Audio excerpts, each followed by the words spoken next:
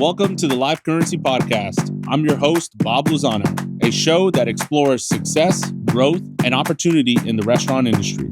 A restaurant podcast by restaurant people, powered by F&P Media. Oh my goodness, I feel like we're in school. We just all got in trouble right now. Right. It wasn't me. I'm just excited to be back. Yeah. And this time with two. Yeah. So, Pat, shout out to the Pat and Rudy and all the guys here, because without them, none of this is possible. So I'm sitting here with the Drew in the morning. And Jess. All right. We're at the TRA show, and I ran into them. Valley friends, mutual friends, and I got a great smile on my face because all the off-camera conversation has had me cracking up. Y'all seem like a really fun podcast. I guess have a good time. Even though y'all taking a break. We're taking a break because someone's got an attitude. But Someone's got an ego. It's me. You just got to know me. How do you know that yet? Right? No, I'm always the fun one.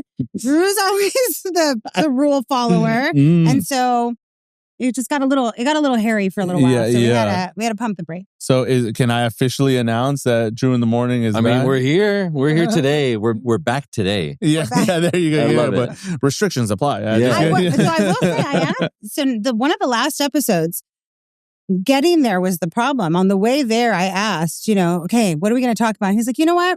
I just don't like you today. Oh, I did. I said that. Yeah, he did. It was on our way we go to drop off the kids at school together every morning. As long as we're both in town, we'll both take them to go drop them off. And we would leave Mondays and then go straight to the podcast. And that morning, he just says, I just don't like you today. Well, we had the conversation that I can always love you, but I don't always have to like you. Which is true, right? Good. It's true. That's very good. And never a podcast was heard afterwards. And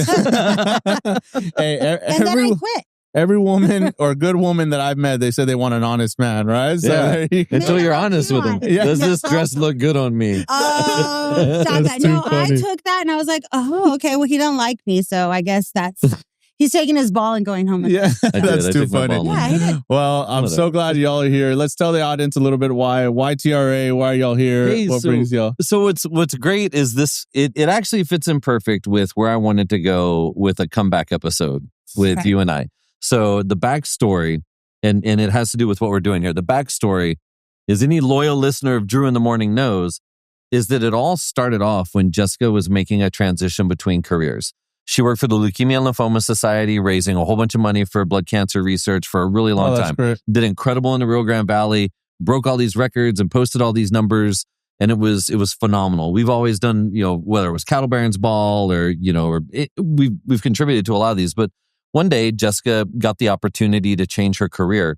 And about 3 years ago, 2.5, she transitioned with no experience in it into commercial insurance. And the idea was that there was someone who may not know commercial insurance, but they know relationships and they know people and they know how to cultivate relationships and maintain relationships. And so we did a whole bunch of episodes about that, about how do you go into a brand new career at 40 years old without knowing anything about it, and what's that going to look like? And so here we are 2.5 years later, and dude, you're thriving. You're number 4 in the state. It's been the most fun. I love it. And so for me, it was a huge growing experience, not only on what I was capable of doing, but also really leaning into a different season of my life. And you'll hear me talk about seasons over and over and over again. Season of my life. With my matcha latte. Oh my God. I just watched a show where it was all about seasons or whatever. So yeah. Seasons. And so I constantly go back to it. I just went back to it at the office too, talking about these seasons. Drew, I'm embarrassed that I know what it is. So when you said season, I was like, oh yeah, seasons of life. Of course, man. It's like fall for me right now. Yeah. I'm feeling some kind of summery. Yeah, exactly. And sometimes you feel like smacking your husband. But honestly, the season of life is that you can't be 100% great at something all the time. So things in your life will shift. And how do we embrace it? How do we move forward with it? And with this particular one, I knew and I had to understand that I was going to give it my all. Mm-hmm. I was going to shift focus because what I was doing before was it was just already just something that I knew how to do. I was great at it. It didn't take very much effort. So I could balance more things because I was so used to doing it. Mm-hmm. And then I moved into something that was totally different and I had to just shift focus. And I knew that other things were going to suffer. I knew that maybe I wasn't going to be going out with my friends as much. I knew that I wasn't going to be at all the kids' school activities as much. Maybe I wasn't even going to be that great. The upside is I got the Sancha. Stop it. And so, but I got to learn something really great. Drew was incredibly supportive, believe it or not. Because I'm the best. And I'm thriving at it. I'm having so much fun. Okay. What What life currency, like of all the stuff that you've been able to do in the last 2.5 years, what's one lesson that you learned about changing careers even in your 40s and going to something new? If you could impart wisdom for one person. Oh, never stop learning. Never stop learning. Never assume or think that you know everything and that you can possibly be great at everything without taking people's feedback. Like to learn your mistakes and to interpret them and to push them into making them right. Yeah. Correcting them and following a different path, right? I like that. I think maybe it was even with y'all. I apologize if I'm repeating myself, but I told somebody I've learned more in the last 5 months doing this podcast than I have in the last 2 years because I'm forced, well, not forced, it's by choice. I like what I do, but I'm forced to engage in these long, meaningful conversations. And I learn so much because it changes my perspective. And I like that. And I like you gotta that be it open challenges to me. it. Yeah, of course. You got to be open to it. Yeah, exactly. I find myself a lot of times where I think I'm the best in the room. I think I'm the smartest in the room because I've either got more experience or I'm the smartest in the room or, but no, seriously, I find myself, because, hello. No, but I do find myself in situations where it's like, man, I'm older, I'm wiser, I've done it a million times. And I really got to check my ego because you never learn anything if you think that you're the smartest guy at the table. And I've had the opportunity to work at a lot of these, fun Fortune 100, Fortune 50 companies. And one of the things I picked up with my current employer is that in our meetings, they always let the longest tenured person speak last. And they're not allowed to speak at any other point in the meeting. They wait for the oldest, most tenured person to ingest everything and then digest it and then have that final word, understanding everything that's happening in the room. It's not about taking credit for someone else's ideas.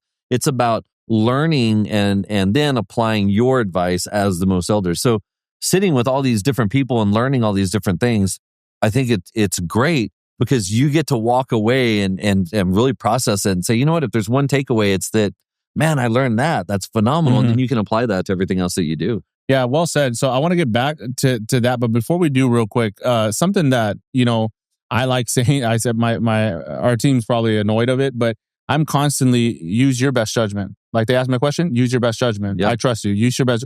And it's helped us grow because one of our non-negotiables is embrace mistakes, embrace mistakes and fuel growth. So by saying use your best judgment, it forces us to, one, go make a decision on our own. Yeah. And two, it frees up some of my time. And then we have a learning, and it's not like you just disappear, but you have a learning moment after that and say, okay, what did you learn from that decision? How do you feel? And so I feel obligated a little bit to try to help all of us together make better decisions as we continue to learn together. Yeah. Or make better mistakes. Yeah, exactly. Yes. But also what comes with that is accountability, right? Yep. So like I made that decision. Now I'm accountable for that decision. Yeah. Whether it failed or whether it succeeded, I own that decision. Yeah. So that's a perfect lead into what I wanted to get back to actually, which is, and thank you for allowing us to speak about your experience because part of that is a vulnerable exercise, right? You're saying I'm changing career. I have to change quote unquote identity, or I have to change, who I've been projecting or promoting myself to be as.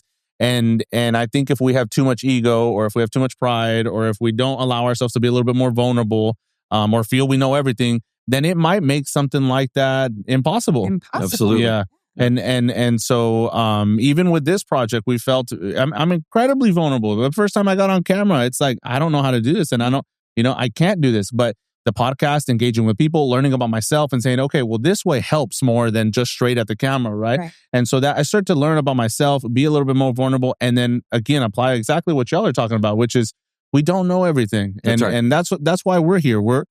You could say seasoned restaurateurs. Hell no. Every time I come to this show, every time I come to a show, I'm learning something new every single time. And so, one, congratulations on your shift. Congratulations on that you're, what was the word? Flourishing? No. Your season. My season. Yeah, your season. Welcome and to how your well spring, it's going. baby. Your spring. Yeah. No, but all jokes aside, it really did put a lot of things in perspective that I just we have to make choices. Yeah. And sometimes that means that other things that we love will suffer for a little while, but it's only for a little while. Let's grind. Let's get it done. Let's be successful at something. And then I can shift a little bit as needed. Yeah. And it probably didn't mean just letting go of everything. You probably thought it through and said, okay, these are the pros and cons. These are, weigh it all out. But at the end of the day, if we let that fear not change our career path or not make that decision, then we might miss out on opportunity. Absolutely. And so I know I'm, as I continue, I'm a restaurateur, like just thinking through. That's what I love to do. But if I'm not open to listening to these smart guys saying like, hey man, if we want to improve our recruiting, you need to let people know who you are better. You need to storytell. You need to, and so we need to do that as a company. And so I'm constantly trying to evolve, even though I'm staying in my own niche of restaurants. And so that's really cool. I love that. Well, that's so I'm curious with that, right? So you have a brand that it's well-known brands and they're established brands, and I don't want to say that there's rigidity to it or no flexibility, but you know the brand, you know what you're supposed to do. You're working within the confines of whatever the franchisee guidelines are, whatever.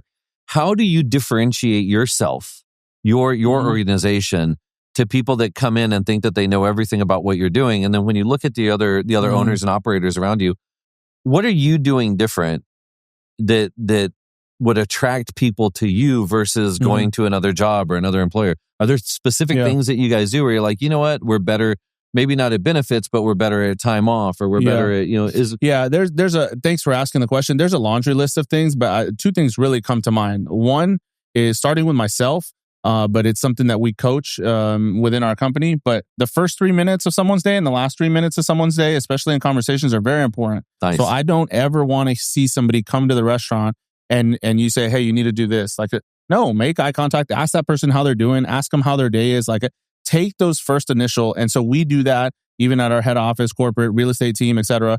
We care. We're genuine people. And I think we have to have that tie, because yes, we're in a professional environment. Yes, it's about productivity, etc.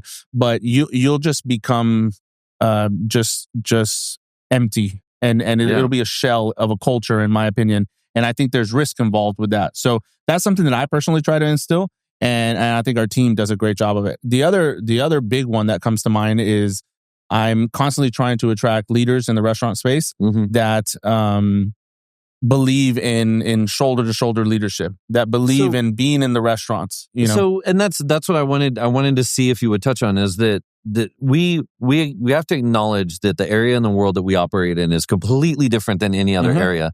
And from a family perspective, from a loyalty perspective, from a friend's perspective, I feel like our culture in the Rio Grande Valley lends itself to, I feel like we're all more connected. I mean, dude, I know your cousins, you know what I mean? Like it's, and I don't even know how many of them I know, but in the Valley, I feel like you have to have people that are all in, like they're in to be part of the family. And I'm wondering, in the rest of the US and the rest of the world, how many lessons can be learned by the export that we have from the Rio Grande Valley, which is our community. You go anywhere in the world, man, and if you run into someone like, hey man, the only guy I know with the last name Lentz is from Mercedes, I'm like, that's my uncle. The second you find someone from the 956 outside in the rest of the world, there's an immediate connection. There definitely is. We're saying here in Houston, it's like we've been family our whole lives. Yeah.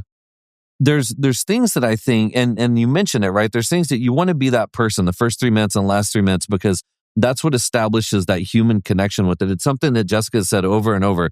And one of her pieces of advice that I love is, how do you say it? You say, be that person's favorite conversation that day, or favorite person to talk to.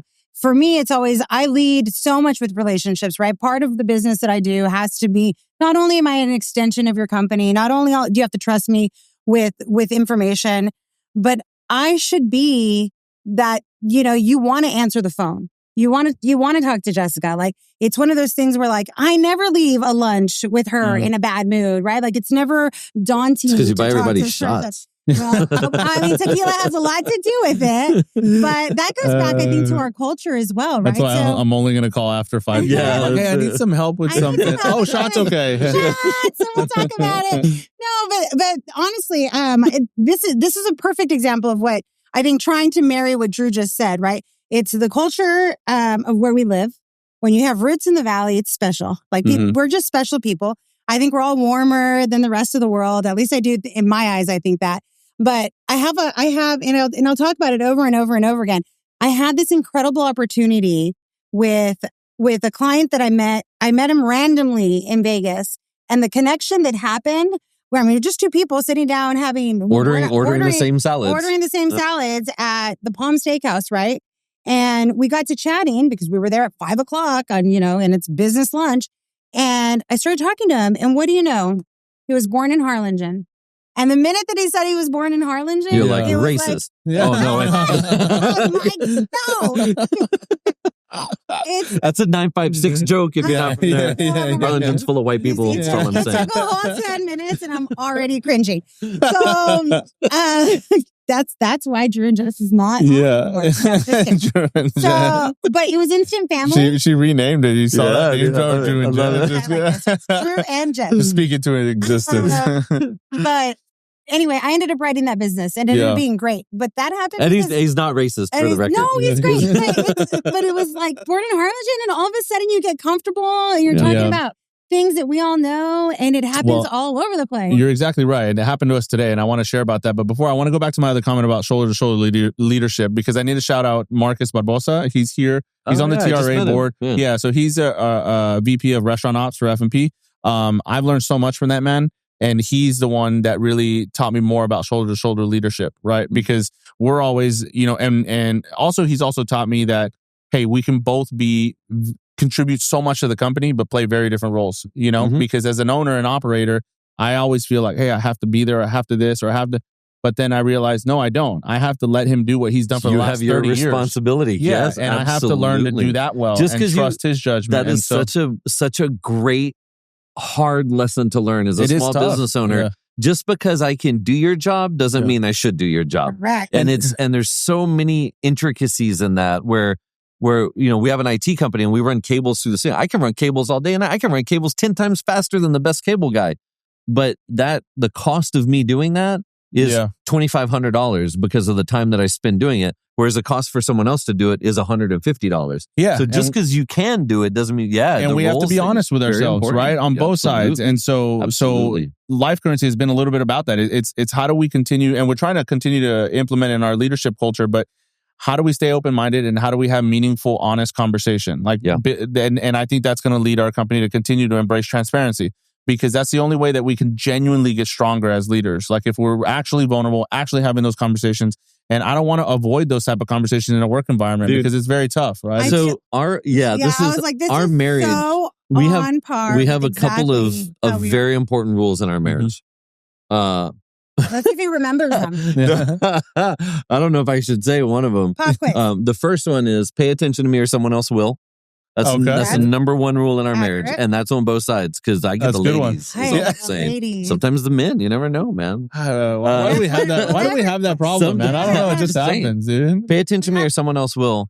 But I mean, the other one's hilarious. I'm not going to say it on the mic. But the one that stands out is brutal honesty. Brutal honesty. Yeah. I don't always want to hear it. And there's sometimes that she doesn't want to hear it. I'm always open because I'm cool.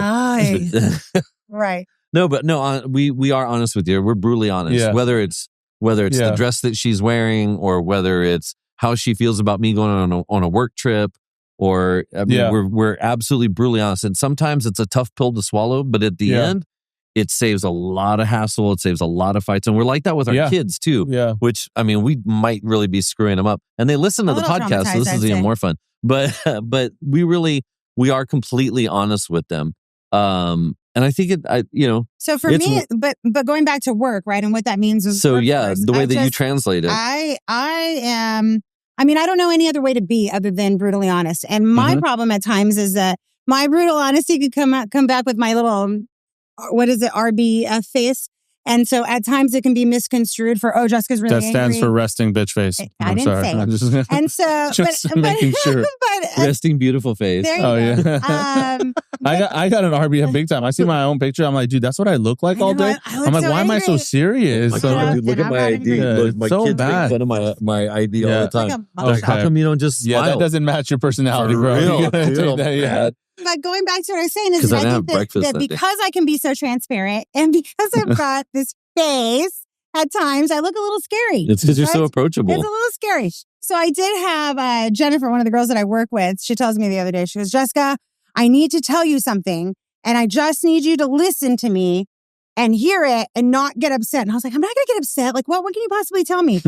But she was like, hey, an email goes off, like comes in, and it's CC'd to all the people who need to be CC'd. But you feel this immediate response to have to own it and respond.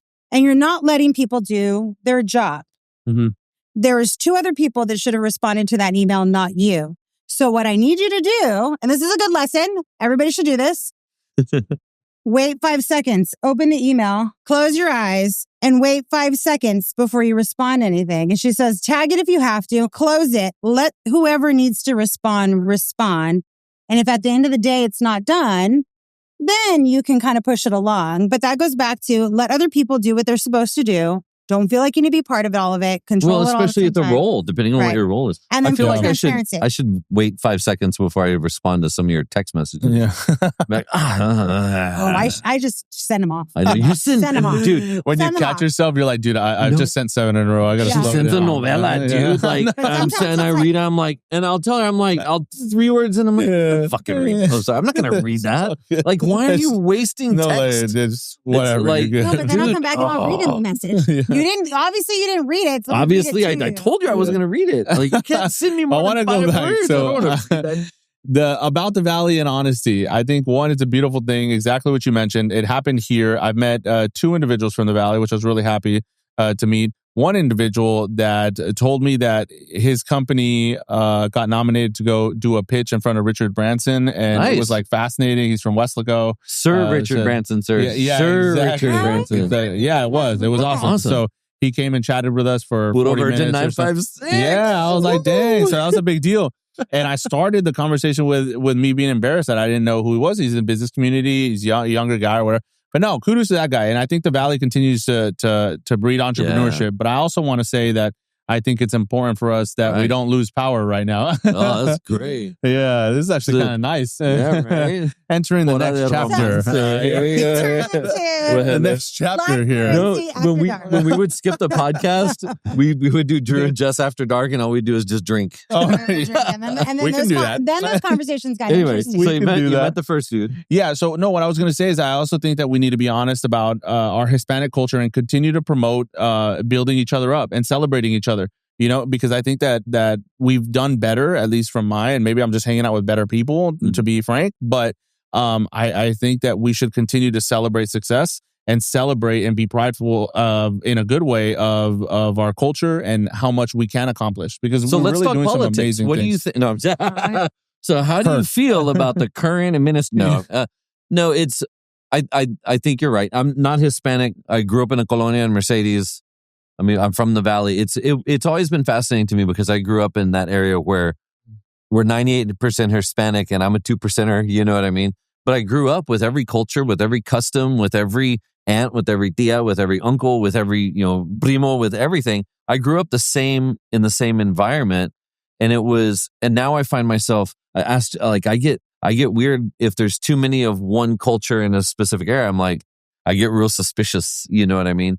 So I grew up in the Valley, and that's why I think it's such a special place. Yeah, I'll say it. I get around too many white people. I get freaked out, man. I go to San Antonio, I go to Alamo Heights, and it's like, it gets real weird up there, dog. Like, what does that mean? But I'm just like, what's your ulterior motive, bro? What's your ulterior motive? But then I look at my skin, and I'm like, oh, it's cool. I'll just slide in the store here. You know what I mean? But it's a fascinating area, no matter what side, no matter what your culture. The Valley's its own culture, no matter what color your skin is, no matter what your background is. Yeah. We really are our own. There's a whole conversation someone had about the 956 effect, right? And it's like when you're from down there, you're just from down there. You know, we would go to Mexico on the weekends in high school, and like nobody else does that. But I really think that the Valley has to do a better job of taking care of itself, of each other. And we were talking about this the other night. We were talking about the Rioplex. Yeah, and we were talking about, a big conversation about all that stuff that's happening. And about how the cities are just attacking each other. The EDCs just attack each other, and they're always trying to outbid and outdo each other. And then they all sit at a table, and they're like, oh, it's no big deal. It's cool. No pasa nada. Like, we're all friends here. Haha. But by the way, I'll give you an extra 50% off on your taxes if you do business in my city. And the valley's like that, man. From one turn to the other, I feel like people have to be honest and they have to be real with each other. Yeah. And there's a lot of room for growth, but I think it is better. You know, I say that, but you look at the politics of the valley, and I don't feel like there's as much shady stuff happening as there used to. I think it's also, I also think we're a product of our environment sometimes, and the valley's experiencing a lot of growth, right? So people are seeing opportunity. Growth, I appreciate that. Hopefully that was a compliment. But I mean, go from side to side too. Sometimes, but passing on, like the generational component of it, where it's been passed on from grandfathers to fathers to sons.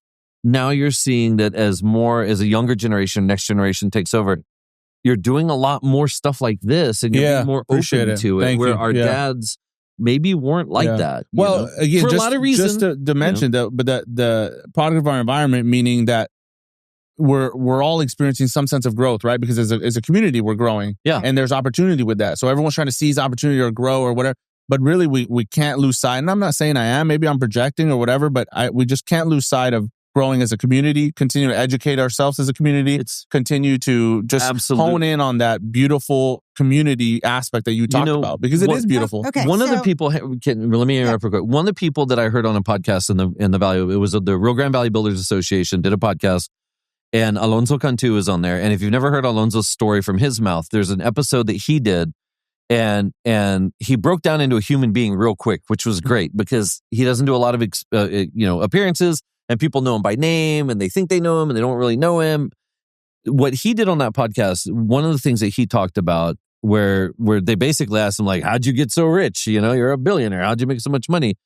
And he talked about how that wasn't the goal. The goal was that he could be successful, but he's not like buying the hospitals or, starting the hospital so he could be rich, or, doing the medical school so he can be rich, or the bank. He wanted to be able to put himself in a position to provide people the opportunity for success. And he has this whole thing that he talks about providing opportunity. He says, we got the hospital and, DHR was built, the hospital was put together, but there were people that they didn't have anything to do. There was no sporting events. Yeah. So he invested in the basketball team, or he invested in the soccer team. There was no quality of life that was there. And if he wanted people to come down and be a part of it, he needed to give people in the Valley the opportunity to feel like they were accomplishing something. And I think that that's the best we can do is whether you're a small business owner, whether you're a franchisee, whether you're a big business owner, giving people the opportunity to be successful and to be happy. Yeah. You can't make somebody be successful, but what you can do is you can give them the opportunity to be successful and be real with them. Thank you for letting me overtalk you. And be a fearless leader with that aspect. Sorry, I know you want to chime in, but it's just such a powerful, you're talking about such a powerful thing. Right? I think I did. No, but let me.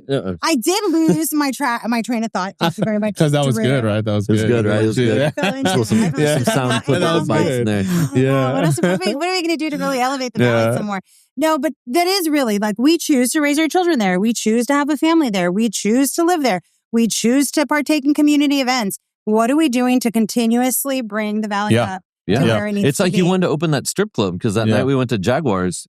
And competitive space, I understand.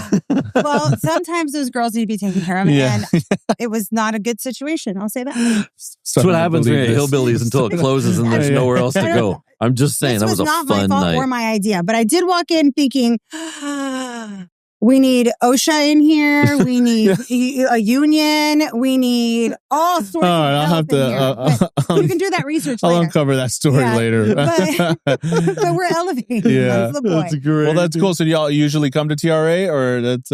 So we've been to the TRA events in the Rio Grande Valley because Larry, shout out to Larry. Always a guy. We love Larry and Jess. Yeah. For we try and support them, and they invite us. We were at the skeet shoot last year down in the Rio Grande Valley, and then this opportunity came up because there's a person I'm doing some business with here that's a franchisee out in East Texas. And I said, you know what, we'll come out. Let's come up to the show. And we knew we'd probably run into a couple people up here, but we just did the national. The company I work for is an international company, and we provide, we build Wi-Fi components. And so a lot of people here, the types of customers that we go after. So we just did NRA a couple months ago in Chicago. We do National Retail Federation. We do a lot of these big shows. And this was such a fun way to come and just look at the technology aspect just in Texas. Like I mean, I love doing business in Texas, and again, you walk in a room and you know 10 people, and it's easy to have a conversation. And Texas is warm. Like it's like people are warm. Yeah. And So also it's there's always- Boudin here. Did you say there's a whole Boudin room? There's also, there's I walked by and I felt like everything like else. tequila. Yeah, like there's Pepe a Le lot Pew, about- like following the sun. Following the Buddha. But no, for me, we already do a lot of business with a lot of the restaurants in the Rio Grande Valley. And so it made sense. We've got clients that are here, kind of taking a look at things. And I just, let me go check. What would you, and you've kind of answered it, so I'm kind of repeating myself a little bit, but what would you tell anybody that hasn't been to TRA or the TRA show or something like this? And I don't know much about the show so far, but what I would say is the local chapter in the Rio Grande Valley, that was one of the coolest events I've ever been to. They did a skeet shoot last year. That's where, honestly, that's where we fell in love with it. And the it was whole like, organization. It was so Larry and properly done. Jess, you know, they do just such a tremendous job. Yeah. And then Russell's out there, you know, all the but you know, my wife's a partner at a restaurant in McAllen, and so like lots of friends that are there, and you run into people you know, and it makes you feel like you're a part of it, and it makes you feel like you can do something that actively contributes and gives back to the organization. Yeah. And so this at a larger level, I was keen to see what was happening at the state level and what they do, because if the statewide level is anything like what has been done in the Rio Grande Valley chapter, I mean, what a great organization. We're learning about it. It's really. I will say though, I've heard a couple people celebrate the RGV chapter as a pretty high standard in the TRA, but I do hope that the rest of the state is that way, and I'm sure it is in some areas for sure.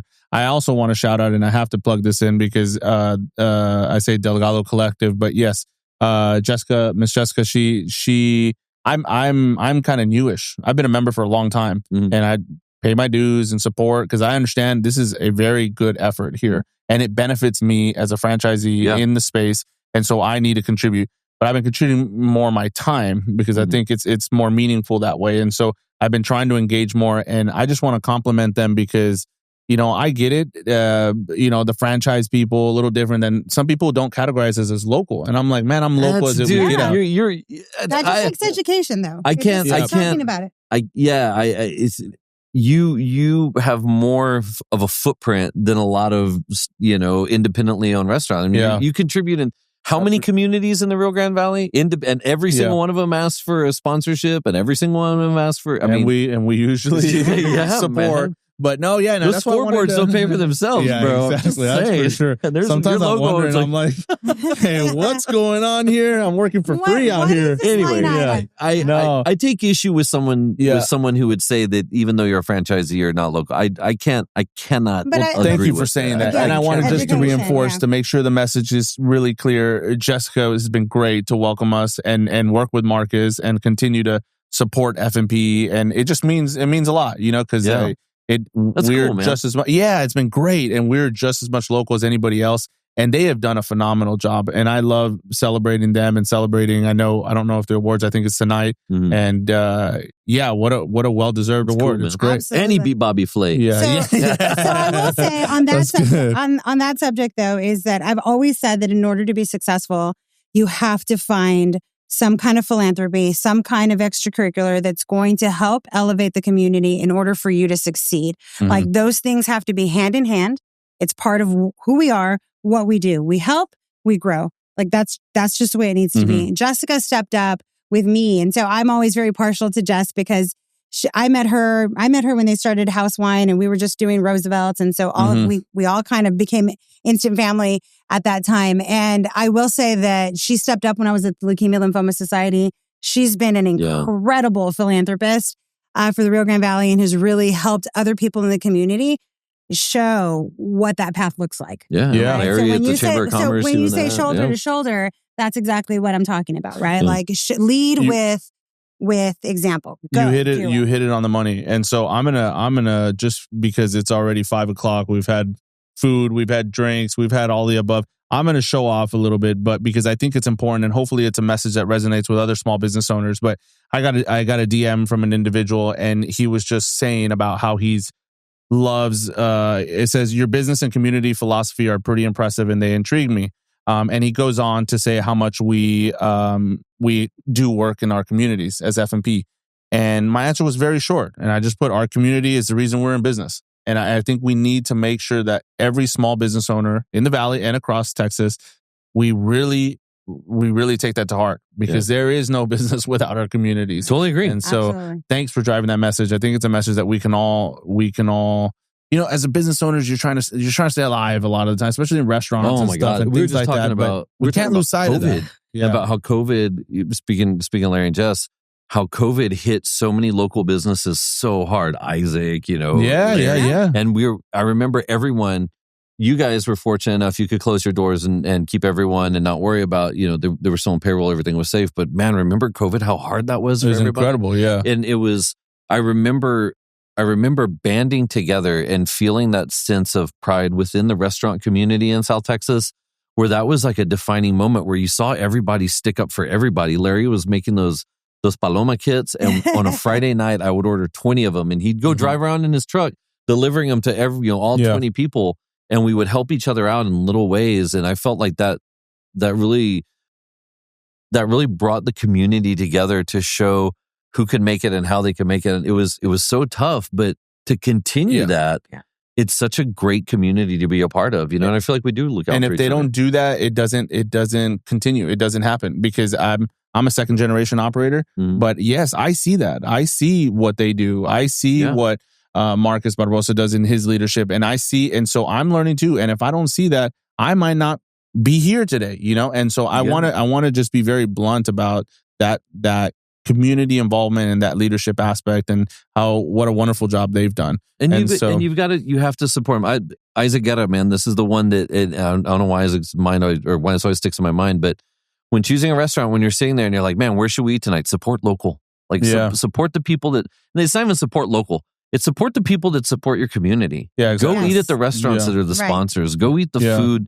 The theme here is eat local, eat often, or it's really important to make sure that you're supporting the people that support you, because at the end of the day, they're the ones who are going to sponsor your kids' baseball team. Yeah. You know what I mean? Yeah. And if they're not sponsoring your kids' baseball team, ask them. In an industry that trendy is the leader right now and on brand and a strong brand. And so I get it. When that new hot product comes out or that new brand comes out, everyone wants to be there. Everyone wants to go there. But at the same time, I think it's important to balance it all out and to look a little bit deeper than just other people's good work, because there's good leaders and good owners around a lot of the businesses we operate. With that said, though, is that at least we do in the Lens House, you always fall back down to your roots, right? And it goes down to Texas roots and what makes you feel good and what makes you feel home. And so shout out to Dairy Queen, because that is part of it, right? So you look look at those chains that do, those are home. Yeah. 2 nights ago, man, we had just finished dinner 2 nights ago. And Jess looks over, she goes, come on, let's go to DQ and get an ice cream cone. Thank you so much. That's it, man. Makes my day. Well, that's a tribute to Robert and Laurie, my folks, and I just get to continue to run with it. But thank you so much. That's what the kids are learning, right? And so that's what they see, and that's what they see on the scoreboards. And that's just what it is. That's the community. That's the home. That's where you go celebrate a good time. It's that, that brand recognition I feel it's so interwoven within small communities in Texas, rural communities even. It's like, where do you go when you celebrate the game? Where do you go when you celebrate a win? Where do you go when you've, done good in school? And to continue that tradition and be a good shepherd of that tradition, I think is super important, man. Like you can't. That does fall on you, right? As the owner operator, that falls on you being intertwined in that community. Square on my shoulders. A lot of that goes back to what you're saying, though. If the first 3 minutes of that person's day is horrible, like people go. Well, I feel like a lot of people go to visit your establishments because they're having a good time or they want to smile, or you don't sell products that make people angry, right? So ice cream doesn't make anybody angry. so when you get in there, like they're expecting a smile and they're expecting the people they see to be happy and instilling that. It's great to hear that you instill that in in your employees, because it's like people go there with a smile. Imagine someone's like, "What do you want?" And you're like, "Oh, I want an ice cream cone." No, maybe I don't. It makes me think about something, but we should have a thing. We should try to do some content around letting customers hand out blizzards. Because if y'all got to experience what we experienced when you turn a blizzard over to somebody. Is it nerve-wracking? Well, it's nerve-wracking, but it's also so fun because they're on the other side like, oh, cool. And you just get to see so many faces, like especially little kids. They're just but from my side, I'm always like, don't do it so I get a free one. Don't do it. I want a free one. Don't do it. It's happened once in my lifetime. Oh, no, where they didn't turn it over. They just handed it to me. I was like, that's free. That's on you. It's a promise. It's a promise. Man, this is so fun. So a little bit of a news flash or whatever, breaking news. We had 2 mics all day. Pat and Rudy, thank you for setting up a 3rd mic. And so now we've got to play the sound bit. Come on. Do it. Yeah, you got to play it. I should have had it queued up. Hey, this is an honor for us. We're the new kids on the block. Life Currency is the new podcast, right? They've been around. And so we even got the jingle, man. We got the super jingle. You ready? There we go. In the morning. There it is, man. And Jess. there it is. Never changed the jingle. That's Anyway. I can't. I don't know the file's locked. Yeah. Well, thank y'all so much. Y'all hung out in and out. I know y'all were everywhere today, but thank y'all for the support. I'll let y'all close it out. Whatever life currency y'all want to share, whatever y'all want to continue to share. And Yeah. we need. Don't forget to like and subscribe. Jessica's OnlyFans. Yeah. Oh now my God. I know. I don't have one. I swear. I swear. I'm just kidding. It's a feet finder account. Oh, it never ends with this one. Just kidding. No, kidding. I'll tell you one thing that I will talk about life currency, and then I'm done. We need to stop, shut our mouths, and listen more. We learned so much. God, speaking What do you? I'm talking to you, babe. That was for you. You want to be happily married for a little while. I let you get that soundbite, and then I made the obnoxious. No, you're right. Take 5 seconds before you reply. I think that's a good. I'm not going to put that into our rules, but pay attention to someone else. Will be honest But I'm talking about in life generally, not to be married, just in general. It all applies. It's all great life currency. Thank y'all so much. This was so fun. The funnest one of the day. Thanks for having us. Yeah, the funnest one of the day. It's a good way to close out day one. Yeah. So, are you going to the big party tonight? Are you going to dress up like a space cowboy or whatever it is? Is it It's space cowboy theme. Oh, I didn't understand that it was. I text Larry. I asked him if he's wearing. Oh, look, there you go. This is what Larry sent me that he's wearing. I'm not even going to show the camera I can't that. compete with that. I can't compete with that. No. No. Yep. Hey, but hold on. Hey, where are we might catch y'all there. All right. Who knows? Sounds like thank y'all so tequila much. This was fun. Yeah, man. Yeah, Thank you for having us. Of course. Yeah. And I'll tell my family. Well, they'll watch it too. They'll hopefully see. We're gonna go home and we're gonna go and edit for a bit and see what happens. Please edit all of him. No. Out. Welcome to the Life Currency Podcast. I'm your host, Bob Lozano, a show that explores success, growth, and opportunity in the restaurant industry.